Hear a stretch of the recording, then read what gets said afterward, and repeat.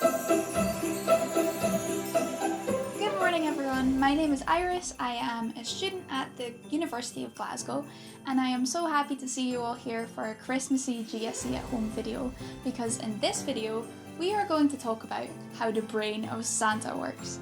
Santa has many things to remember, especially where all the children in the world live, and that changes all the time because children move house or new children get born, for example. So how does Santa remember where everyone lives and find his way around the world with his sleigh every year? Inside his head, Santa has a very important organ that is called the brain. And you have this too. Your brain is a very important part of your body. It helps with thinking and sleeping, but it is also a part of your body that communicates with the rest of your body to make sure everything works as it should. Can you put your hand up like this and wiggle your fingers? Your brain is actually telling you right now the muscles in your arm and your fingers to move. And it is doing that to my mouth as I am talking to you as well.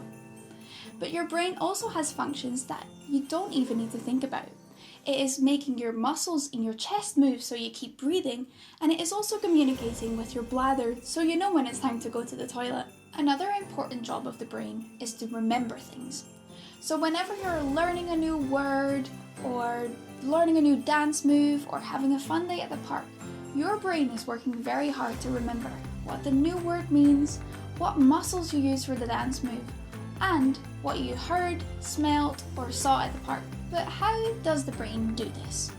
Well, you might know that your body is made up of teeny tiny building blocks called cells, and your brain has billions of these cells. There are two types in the brain. There are the neurons, and these are your communicators, and the others are glia, and they are the helpers, keeping the neurons healthy. The teeny tiny neurons in your brain have an interesting shape. They have arms that make them look a bit like funny snowflakes. Neurons use these arms, called neurites, to talk to each other. A neuron might send a signal out through one neurite to a bunch of other neurons, and receive signals from 10 other neurons through neurites. And all these other neurons are each connected to a bunch of other neurons as well. So what you get is a huge network of neurons that are all in communication with each other. And actually, in your brain, there are more connections between neurons than there are stars in the Milky Way. So what do these networks do? Well, these networks can store information, such as your memories, for example. Neurons can change how many connections they make, which connections they make, and how strong these connections are. Let's take a second to think about that. Think about your friends, for example. Have you made any new friends recently?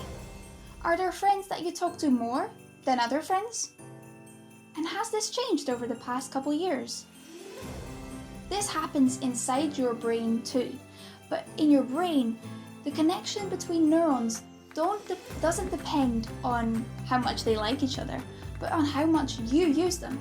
So for example, if you're learning an instrument and you're practicing a lot, then you're making and using specific networks in your brain that are important for remembering where your fingers go or listening to the music. And as you're practicing, the network will get stronger as it gets easier and easier for you to play. But if you stop practicing for a while, the neurons have no reason to talk to each other, and the network will get weaker and weaker. And so, as you're learning new things and forgetting others, the networks in your brain are constantly changing. And the science name for this is neuroplasticity. Not because your brain is plastic, like a bag, but because it's plastic like plasticine, extremely flexible. So now let's see why Santa's brain is so good at remembering where everyone lives. Santa travels around the world a lot. For centuries, he has been delivering presents to all the good children around the world. And when he's not traveling, he is still practicing very hard to remember everyone's addresses. So in Santa's brain, the networks that he uses for navigating the world and for remembering where everyone lives, they are very, very, very strong. And when you move, for example, these networks will change so that Santa can remember where your new address is and forget your old one. And these networks are so strong that Santa does not even need to be somewhere in person to remember what it looks like. He can just close his eyes and imagine your street, for example. And you have maps like this too. Imagine closing your eyes and then being in your bedroom and walking to the bathroom. Can you imagine it? This is an example of a mental map that you have just because of the way that tiny little neurons are connected into networks inside your head. Unbelievable, right? If you want to make more mental maps in your head, here's an exercise you can try.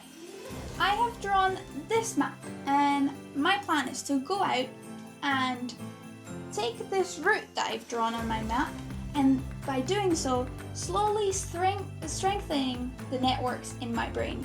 And if you want to do the same, you can just take a piece of paper and any markers or pens or pencils that you have and draw the route on the paper so that then you can go out and walk your route.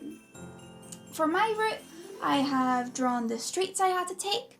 So I go out of my house and I go immediately left, and then there's a small street that I take and then left 2 times more.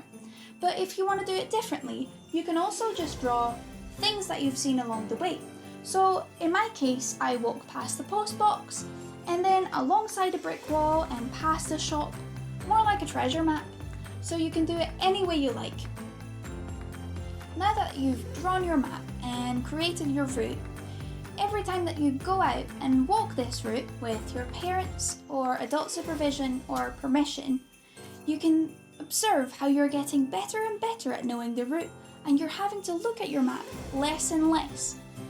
And think about how the neurons in your brain are strengthening their connections as you get better at your route, until eventually you don't even need to go out anymore. You can just close your eyes and imagine you walking that route, and you'll know that the neurons in your brain have strengthened their connections and networks and created a mental map of the route that you came up with. And remember, learning takes a lot of time and practice, so don't be discouraged if it doesn't work in a day. Remember that Santa is very old, so he had a lot of time to learn a whole map of the world. How many times did you need to walk your route to remember it? And what happens when you change your route? Does that make you forget the old one? Let us know how your experiments went and what your maps ended up looking like by tagging us on social media at #GSCAthome. We're so excited to see your results. Have fun, and we will see you soon for another sciencey morning with GSC at Home.